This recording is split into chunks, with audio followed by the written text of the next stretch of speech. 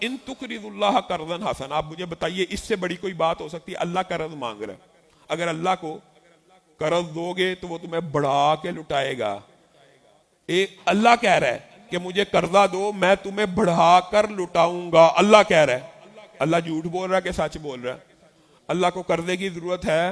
اللہ کو قرضے کی بھی ضرورت نہیں ہے. اللہ تعالیٰ صرف آپ کو دیکھ رہا ہے کہ آپ اپنے اعزاء و اقارب اور معاشرے کی یتیموں اور بیواؤں کے لیے کیا کر رہے ہیں. اسی لیے رسول اللہ صلی اللہ علیہ وسلم نے فرمایا تھا کہ بیواؤں اور یتیموں کے لیے باغ دوڑ کرنے والا جہاد فی سبیل اللہ کی طرح ہے، اور دن کے روزے دار سے بہتر ہے، اور پوری رات کے قیام کرنے والوں سے بہتر ہے. یہ جو دین کے ادارے ہیں آپ ان کو چھوٹی بات سمجھتے ہیں؟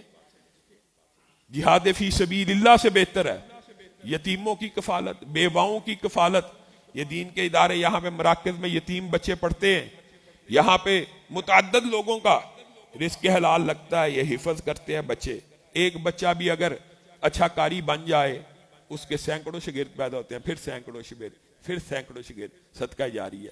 جو اللہ کے راستے میں ایک مسجد بناتا ہے اللہ تعالیٰ اس کے لیے جنت میں ایک گھر بنا دیتے ہیں. اور یہ بندہ سوچتا ہے یار پوری مسجد تو میں بنا ہی نہیں سکتا.